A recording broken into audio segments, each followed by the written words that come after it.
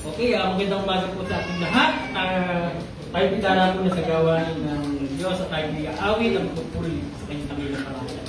Muli nga sa awiting ito na kasama natin ng Diyos na wala tayong dapat ipangamba sa ating buhay. Inaanihan ko po ang bawat isa na magtayo at tayo i-aawit sa ating pinili. Before we start, tayo mag-aawit. Kakilang Diyos na makapangyarihan sa lahat.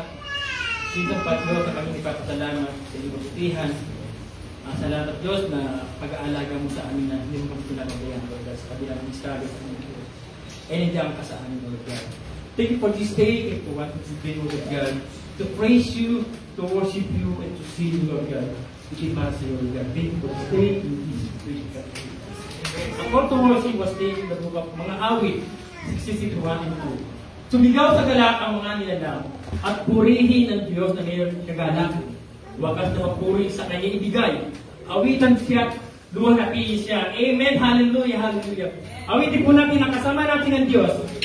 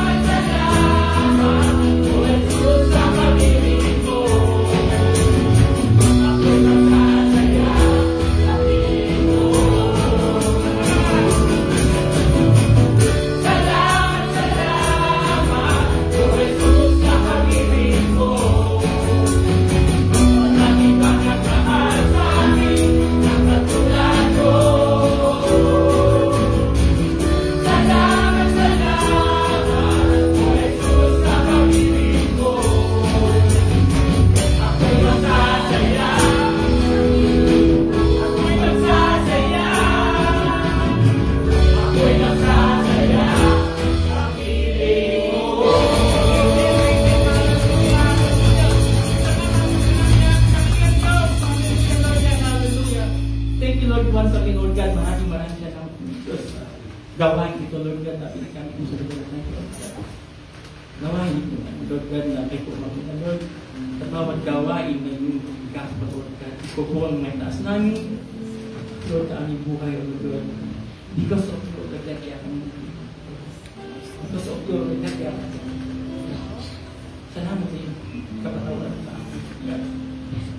At nalang sa bagay sa aming buhay, Lord God, kayo ibigay ng katatawin, Lord God. Hallelujah. Amen.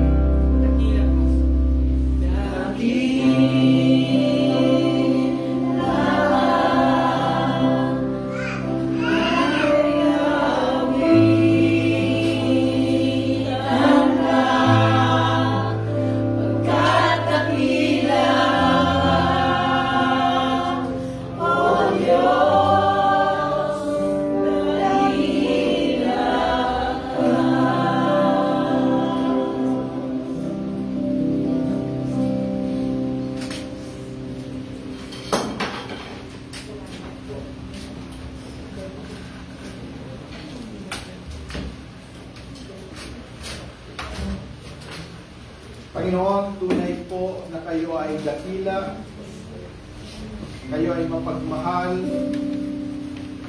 kayo po ang hari ng mga hari. At sa umagang ito, kami po ay sumasamba sa iyo. Dalangin namin na pagharian nyo at pangunahan gawain sa inyo. At sa oras din na ito, Panginoon, we take time to pray for our mga kababayan, O Lord, na ngayon, marami pa nasa evacuation center. Yes. Panginoon, dalangin namin, O Lord, ang mga nasalanta at ang mga tumutugon, ang mga volunteers, ang mga rescuers, O Lord, ang maging galing man sa gobyerno o sa mga NGOs or faith-based organization, gabayan mo sila. At patuloy na dalangin din namin, O Diyos, na hindi lamang kami magkaroon ng bayanihan na lagi namang nakikita, kundi magkaroon kami ng isang bayan, pamunuan, Amen. na hindi lamang tutugon, kundi gagawa ng mas konkreto na mga proyekto, O Diyos, bago pa man dumating ang sakuna, Panginoon. Pinadalangin namin ang isang righteous and just government. Amen. Pagpalain niyo po ang bansang Pilipinas. Yes. Dinadalangin din namin ang bansang Taiwan na patuloy niyong ingatan ang kanyang kalayaan, ingatan, Panginoon, at pagpalain na ang pangangaral ng salita sa bayan na ito ay patuloy pong maging malaya, matagumpay, O Diyos. At maging sa panahon na ito, Panginoon, dalangin namin na pagharian niyo kami sa lahat na ririnig ng iyong mensahe sa bawat isa, Panginoon, ang kasama namin sa lahat ng nananambahan. Dalangin namin ang banal na Espiritu, ang siyang pumilos at siyang pumamunan. Patuloy ka, Panginoong, maitaas sa aming kalamitan. Patuloy din namin itinataas sa iyo, Panginoon, sigalot sa Middle East. Dalangin namin ang kapayapaan, Panginoon. Dalangin namin, O Diyos, ang kapayapaan na nagmumula sa iyo, ang maranasan, Panginoon. Patuloy niyong proteksyonan, Panginoon, ang mga sibilyan, ang mga walang malay, O Diyos, ang mga bata at kabataan, ang mga kababaihan, Panginoon. At dinadalangin namin na matapos, Panginoon, ang sigalot na ito.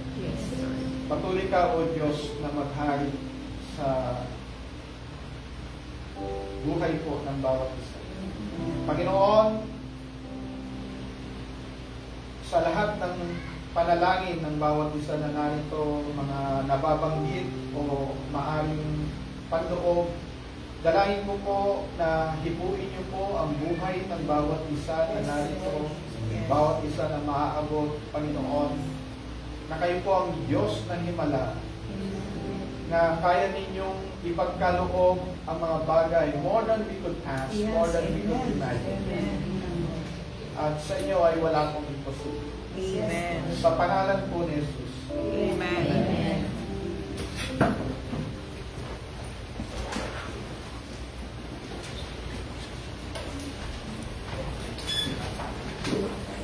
Let's all stand again. Our scripture reading for this morning is can we read in Esther 8, verses 3 to 8, New Living Translation. Verse 3, Then Esther went again before the king, falling down at his feet and begging him with tears to stop the evil plot devised by Haman the Agagite against the Jews. Again, the king held out the gold scepter to Esther, so she rose and stood before him. Verse 5, Esther said, If it please the king, and if I have found favor with him, and if he thinks it is right, and if I am blessing to him, Let there be a decree that reverses the orders of Haman, the son of Hammedatha the Agagite, who ordered that Jews throughout all the king's provinces should be destroyed. For how can I endure to see my people and my family slaughtered and destroyed? 7. Then King Xerxes said to Queen Esther and Mordecai the Jew, I have given Esther the property of Haman, and he has been impaled on a pole because he tried to destroy the Jews. Last verse 8. Now go ahead and send the message to the Jews in the king's name, telling them whatever you want and seal it with king's signet, read. But remember that whatever has already been written in the king's name and sealed with the signet ring can never be revoked. The word of God. Amen.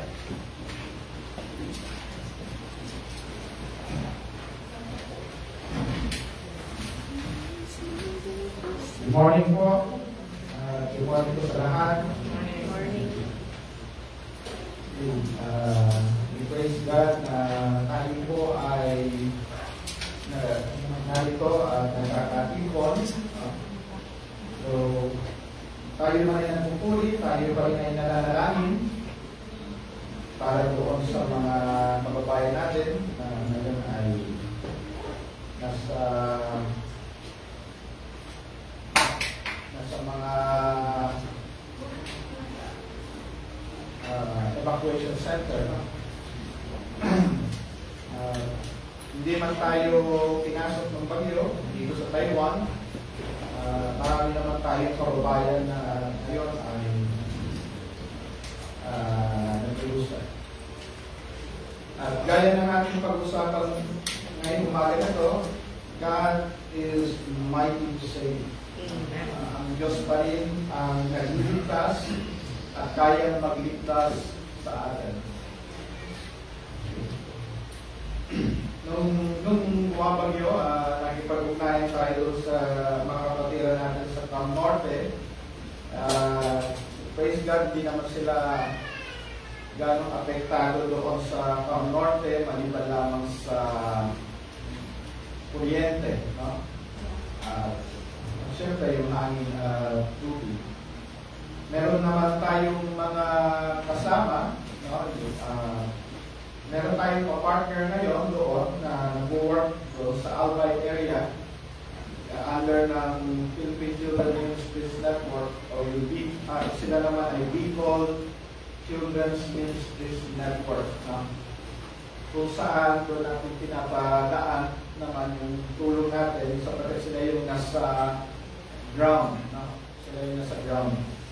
So, mahirap kasi yung magpunta ka ron na wala kang group, no? It's better na diretso kung sino man yung nandoon sa ground, nag-work na doon sa ground. Alam naman natin yung integrity. So, before I came to Taiwan, I was part of the network that works among children at least. Doon naman ay merong network doon so marami ang network all over the Philippines that works among children at least. Kung familiar kayo sa OSAE, online sexual abuse on children, we have partners doon sa Pilipinas. Ang malungkot doon, isa sa pinakapopular nating bayan, ang Cebu, siya may pinakamataas na reports of cases ng OSAE kung saan ang mga bata ay pinatraffic online. But we still believe na may ginagawa ang Diyos sa ating bayan. Huwag mo tayong paghinaan, huwag mo tayong tumigil sa paggawa ng mabuti. Doon sa pagpapapuli natin sa aklat ng Esther, dadako tayo kung paano iniligtas ng Diyos, how God saved yung remnants ng Jews na nandoon sa Persian Empire and at the same time yung entire Jewish people na nakakalat doon sa empire. Yung empire na yon, from India to Egypt, no? Including na yung Palestine at Israel.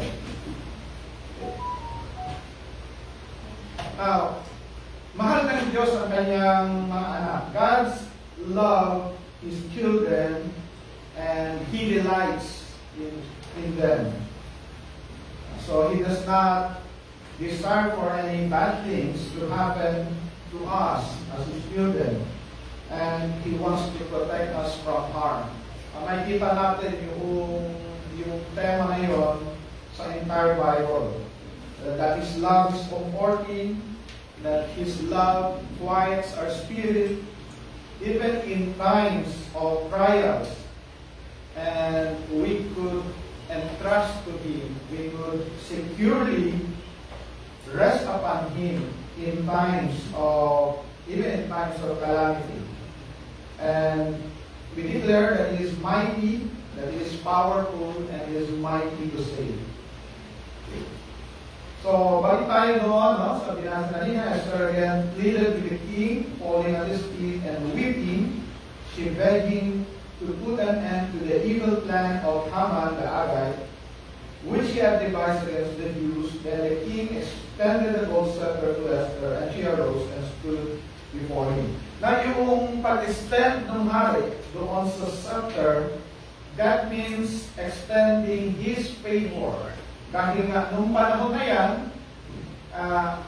hindi po pwedeng lumapit sa hari without proper recognition and then without, kailangan bago pa mangyari yun, meron ka lang date with the king, pero hindi po yun nangyari, no?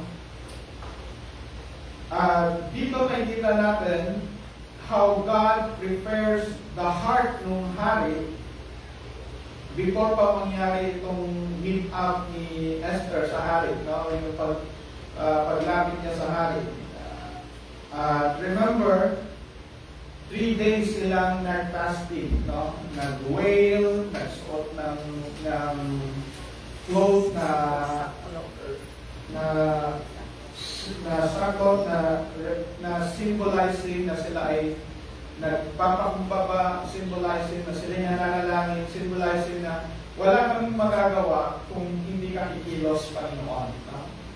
May mga pagkakataon tayo, especially, no, makikita ko natin yan sa recent na bagyo nangyari sa Pilipinas, no? Na kahit ano ba yung preparation mo, may mga bagay na sa buhay na hindi talaga tayo mga mapaghanda. At yun nga yung kay dito sa Esther. Okay.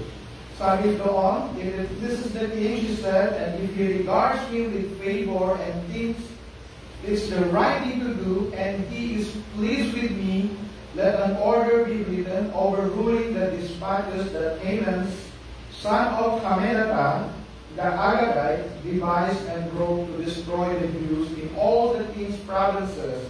For how can I bear to see disasters all my people? How can I bear to see the destruction of my family? King Xerxes replied to Queen Esther and to Mordecai the Jews, because Haman attacked the Jews, I have given his estate to Esther, and they have hung him on the gallows. Now write another decree in the king's name in behalf of the Jews as seems best to you, and seal it with the king's signet ring, for no document or written in the king's name and sealed with his ring can be revoked. So doon sa last message natin, last week, we learned that Esther's destiny, how, yung pag-fulfill niya doon sa destiny niya, na kilala na siya ng Diyos mula pa sa kanyang womb. Yun po yung ating paniniwala, na tayo po ay hindi accidental dito sa lupa, na kilala na tayo ng Diyos bago pa man tayo isilang. Meron tayo kanya-kanyang assignment sa buhay. Dahil doon, gaano man kalaki o kaliit yung ating assignment, there are times na yung ating assignment is just to be parents. At maaaring sabihin natin, napakaliit naman yung assignment ko, parents.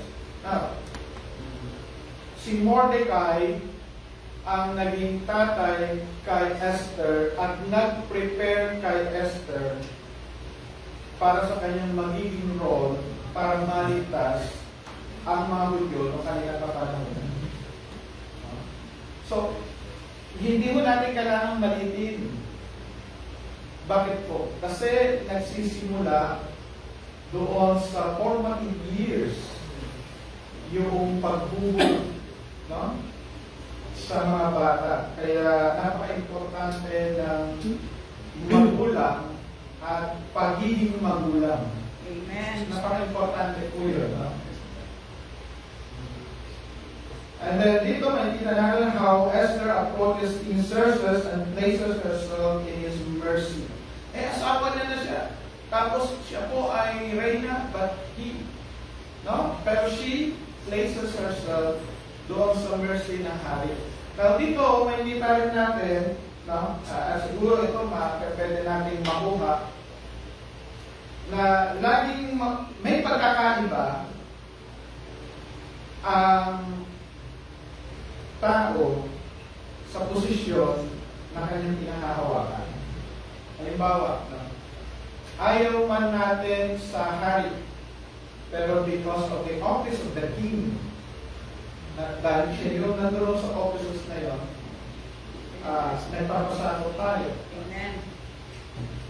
Kung ayaw man natin doon sa mga namumuno sa ngayon sa ating bansa, pero dahil sila yung naroon, we may not like the person, but we should respect yung office na nire-represent ng tao. Amen. Yun po ay malaking issue sa Pilipino, lalo na sa atin, tayo po ay very personal. No? Tayo po ay, we follow after person. Fanatic. We follow after sa mga, actually sa atin yung pangalan. Minsan pa nga, nag-play yung role ng regionalism. But hindi naman yan ang intentionality dito. But yung office of the king, ano yung nag-hold doon, ano yung authority meron doon. At yun, nirecognize yun ni Esther. Kahit siya po ay asawa na ng hari. And higit sa lahat, they recognize who God is. Yung nag-fasting sila, nag-call sila ng fasting para sa lahat. Ano ang ginagawa nila? They're seeking God. Nagsik sila ng God. They're seeking God. Before they seek, bago nila hiningi yung favor ng hari, they seek first the favor of God. Napaka-importante ito. Na kahit sa maliliit nating desisyon sa buhay, bago natin i-seek yung favor ng tao, seek first the favor na nanggagaling sa Diyos. How do they seek God? They seek God with fasting. In every provinces to which the edict and order of the king came, there was a great mourning among the Jews with fasting. Merong pagkalungkot at merong pag-aayuno. At yun po ay sumisimbolo na hinahanap mo ang kapangyarihan na mas higit na maibibigay ng tao, yung favor na hindi maipagkakaloob ng sino man dito sa mundo. And you're seeking God. Not even your own strength could save you. Not even your good conscience could serve you.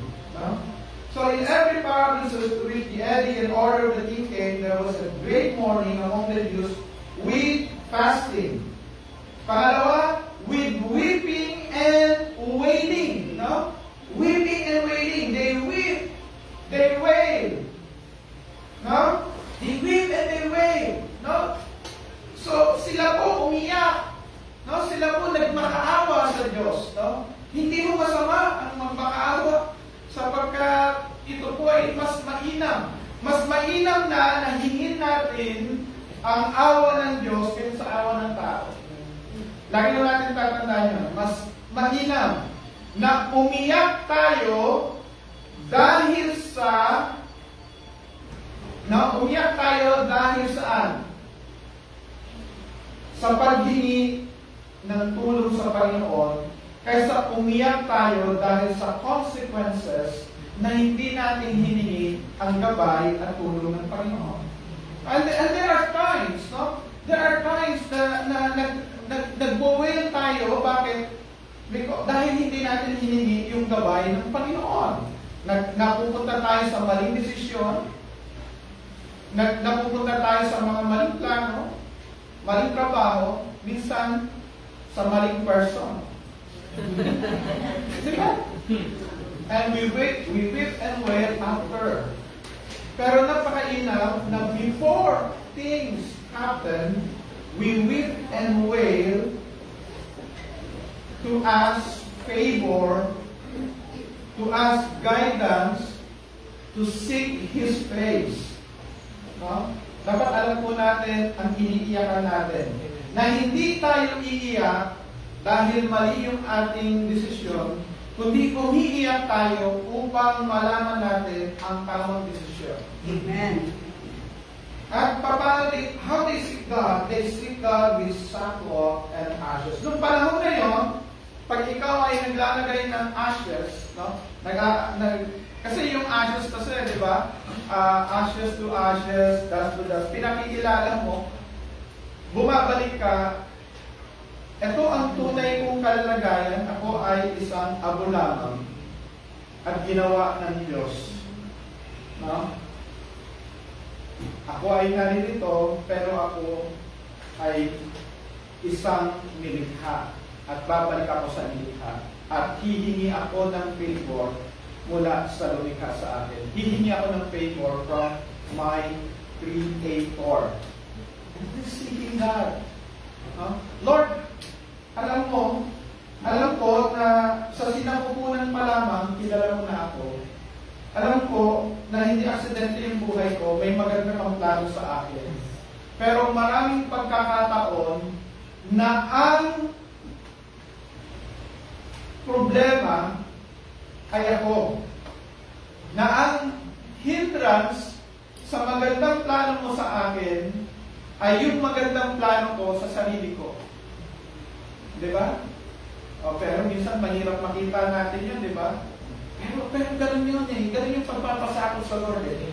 Lord, maganda man yung plano ko, pero alam ko, mas angkop ang plano mo para sa akin dahil ikaw ang designer. Because you are the architect and builder. Diba? Kaya nga sa pagpapatayo ng bahay, pagpapatayo ng mga building, lalo pag building, no? You have to know yung architect and builder. No? Sa atin ngayon, architect and engineers. No? Architect and engineers. Bakit? Yung architect, yan, aesthetic, yung kagandahan, yung flow, no? Pero yung builders o yung engineers, yung strength, no? They concentrate on the strength, they concentrate on sustainability, they concentrate na ang building na ito ay makakatayo kahit mayroong 7 magnitude ng lindol o 8, no?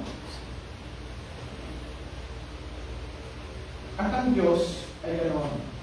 He alone knows hanggang saan tatatag yung ating buhay pagdating ng bagyo, pagdating ng mga lindol ng buhay natin.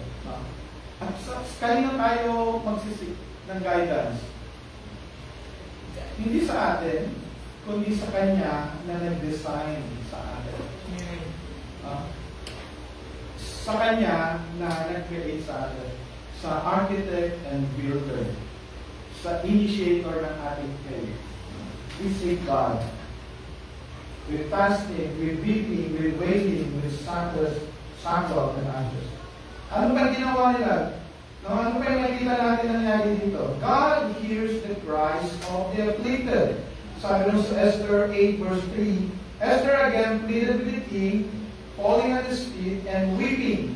She begged him to put an end to the evil plan of Haman, the Agagite, which he had devised against the Jews.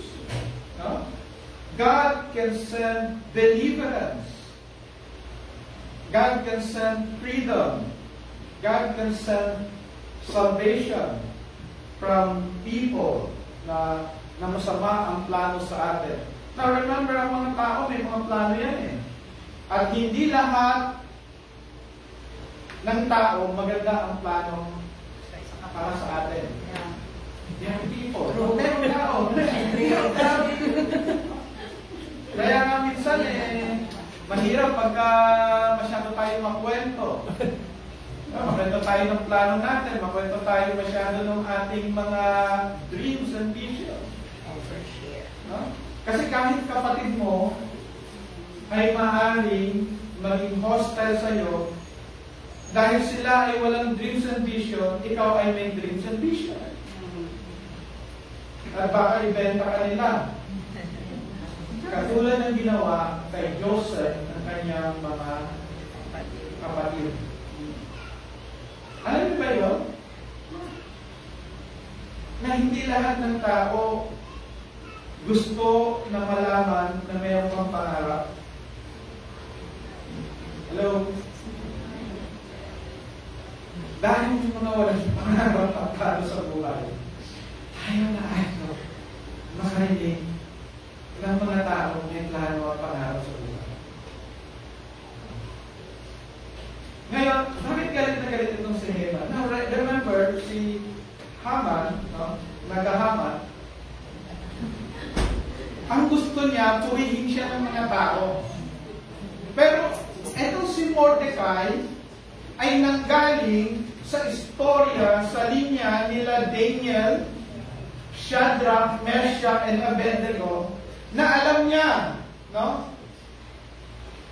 Na may mga nauna sa kanya na hindi lumuhod sa tao, kundi lumuhod lamang sa Diyos. Doon nagkagaling itong si Mordecai sa istorya nila Daniel. Kasi sila Daniel, Meshach, at Abednego, napuna sila. No? At inapuna sila doon napuna sila sa Babylon hanggang sa nasakop na sila ng Persian Empire. And he knows na karapat-dapat lamang paglingkuran ay ang Diyos. Amen? Karapat-dapat lamang. Kaya siya ang magliligtas sa atin. No? God is the one who will send deliverance. God is the one who will soften the king's heart. Sabi sa Esther 8 verse 4, Then the king extended the gold scepter to Esther, and she arose and stood before him. Pinalambot niya yung puso ng hari. Ang Diyos kayang palambutin ang puso ng mga tao na nasa katungkulan. No? Kayang palambutin ng Diyos. Kayang palambutin ng Panginoon ang mga tao. No? Kayang gumawa ang Panginoon ng mga bagay na akala mo ay hindi posible. Siguro mga 13 or 14 years ago, meron kami, nasa Makati kami noon, nasa bangko. May kausap ako na missionaries from Australia and Singapore. And then may tumawag sa amin, Pastor, nakidnap itong kabataan na ito, gano'n. So, isip ako, paano yun, no? Nawala sa kabataang babae. So, what we did is we went to the national office sa PCC dahil meron kaming computer doon, meron telephone. At imposible na within 24 hours sa Pilipinas, makapunta ka sa secretary level. Secretary level, and department level. Imposible yun. Sa atin, marami kang dadaanan. But to make this story story short, so ito yung may rescue na na-traffic, kabataan siya, na-traffic siya, at dinala siya sa northern part ng Luzon. And within 24 hours, nasa office kami ng DOJ, NBI. Almost walang walang tulog yun, coordination, email, gano'n. And hanggang sa mag-umaga, gabi kami ng umpisa ng coordination, mag-umaga may tumawag from the Office of the Secretary of Justice. Napapunta na kami sa NBI. And then doon nga, nalaman namin doon sa DIACAP, sa anti-trafficking na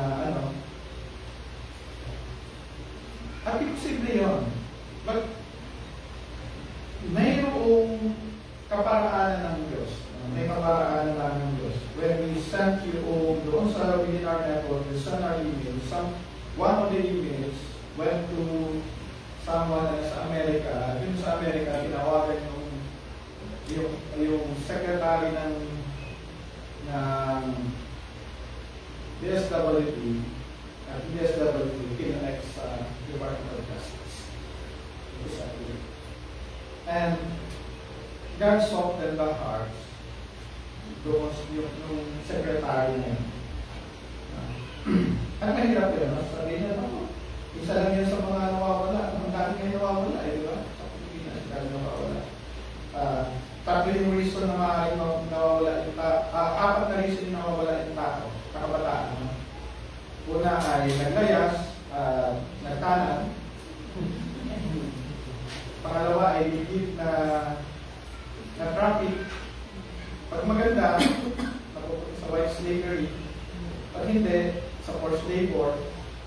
Pag wala pa ron, ay sa organs. Nangyari yun.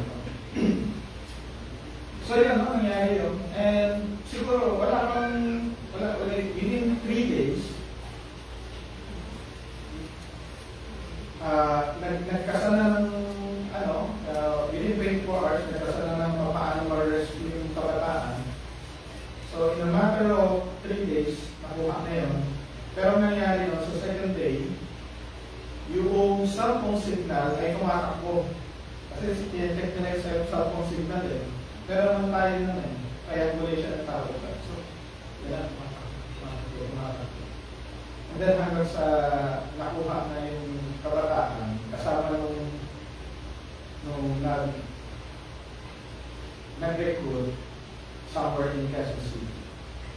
Nagkaroon ng trials doon, napakulong yung nag-recruit hanggang doon sa second level niya. Pero yung mastermind, hindi na nakita. Anyway, meron, ang report on the board, pwedeng lumambot ang puso ng mga tao na naghahawak ng authority. Pero sino ang unang natin lalapitan? Natin. Kasi kung nilapitan natin sila, maaaring umabot pa rin buwan. We went to the Lord, we prayed, and then we emailed yung mga partners. And meron isa doon, pumatak yun. And then meron diba, pumatak doon sa mid-level.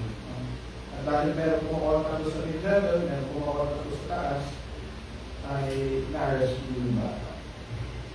Pero yung pinag-usapan natin yung rescue dito, hindi lang isang bata, kundi isang lahi. Ito yung lahi na magdadala o dadaanan ng Messiah.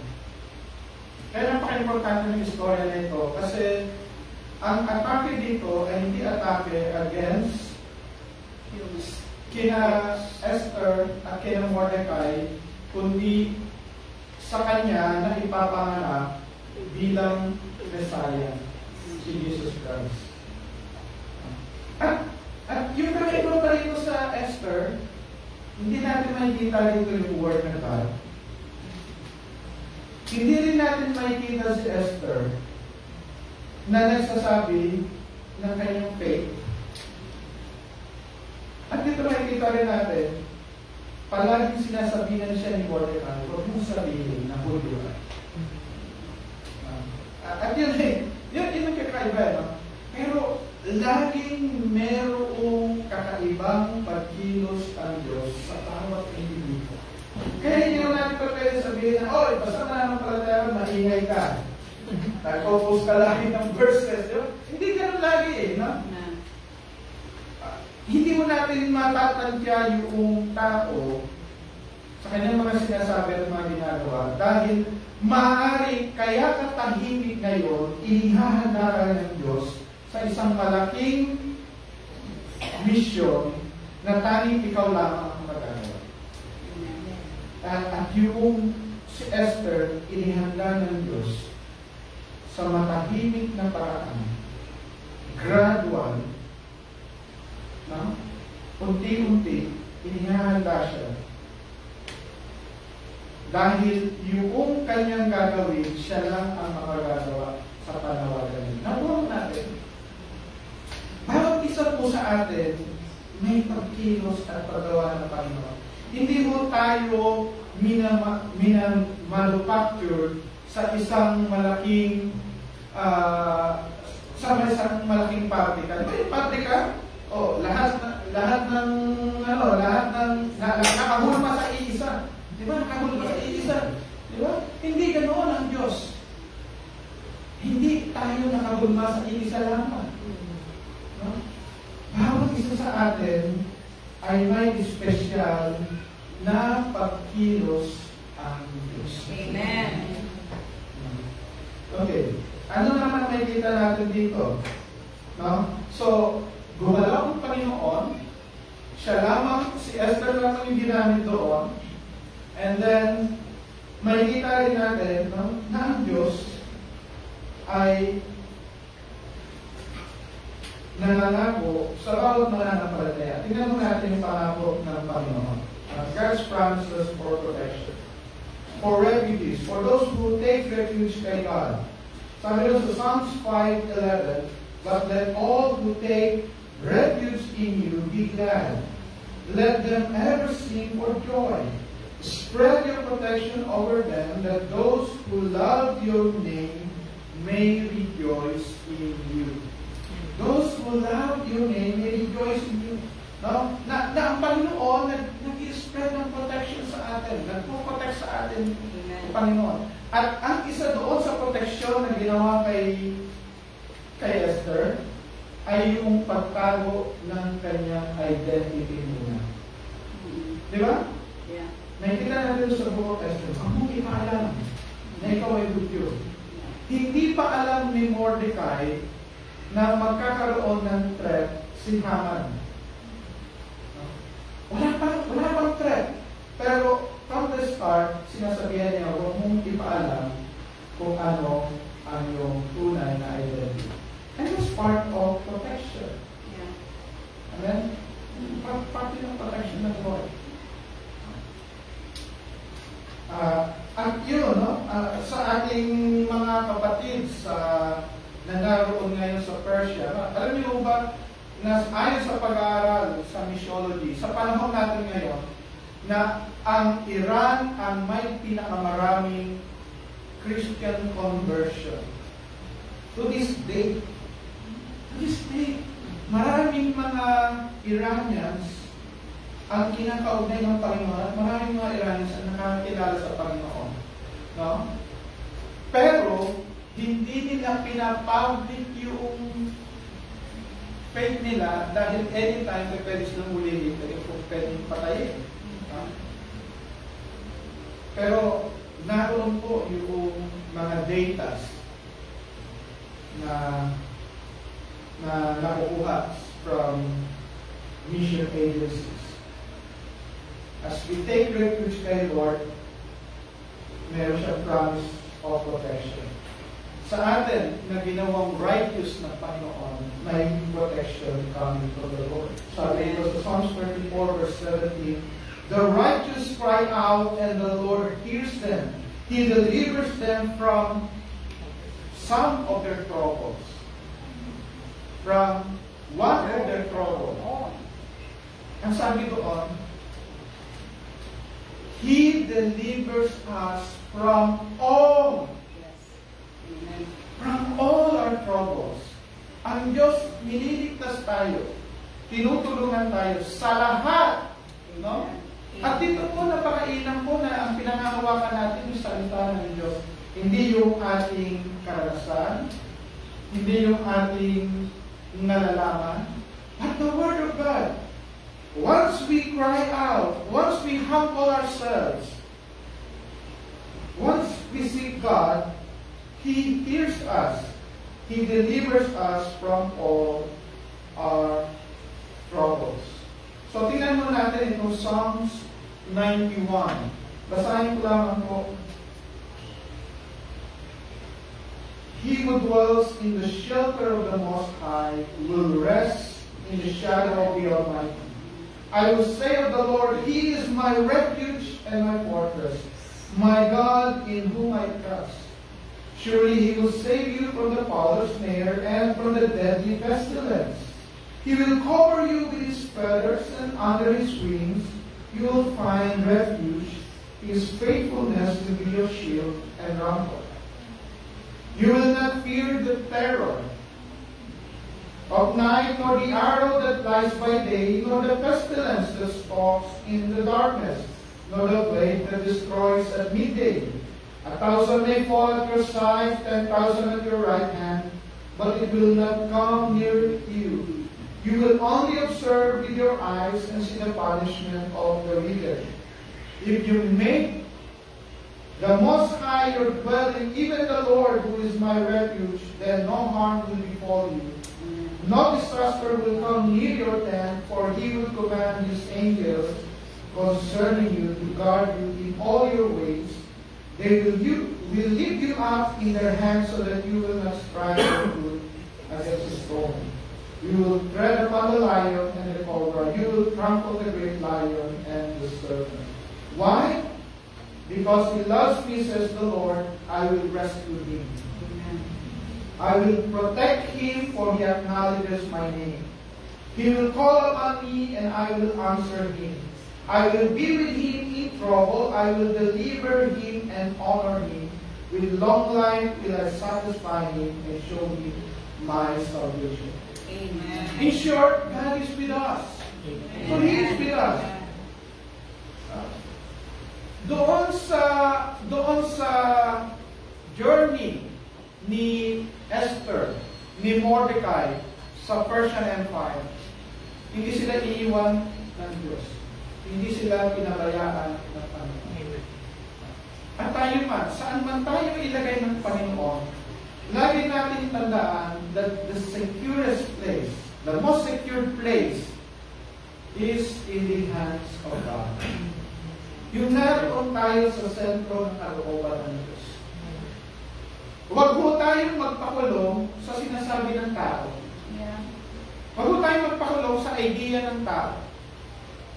Kundi patuloy tayo doon magtiwala na kung nasa kamay tayo ng Panginoon, walang makapag-ihiwalay sa atin. Na tayo ay nasa secure place. Sabi dito, God has the salvation of His people in mind when He used Esther to deliver them. Tayo po, yung buhay po natin, hindi lang para sa atin.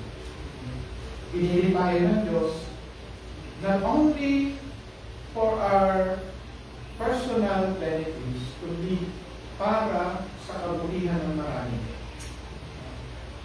Pangalawa, when we submit ourselves to God and take cover under His wing, He will keep us and protect us. So, patuloy po tayo magpasakop sa kalooban ng Diyos. Not our will, but His will. Not our plans, but His plans. Third, He is with us. Because we love God, He will answer us when we call upon Him for help. Ano po yung assurance na meron tayo sa Panginoon? Lagi siyang nariyan upang dinggin, upang tumulong sa ating mga panalangin. Tayo po ay manalangin.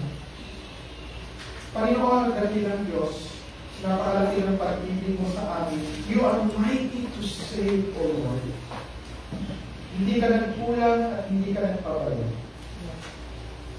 Hindi pa man nangyayari, wala pa mang threat, hinanda mo na ang iyong mga anak. And Lord, we believe, anumang bagyo at lindol ng buhay, alam namin, Panginoon, bago pa man nangyari, ay may hinanda ka na kaparaan. Ikaw ang Diyos na pumili at ikaw ang Diyos na magliligtas. Yes. Sa pangalan po ni Jesus. Amen. Amen.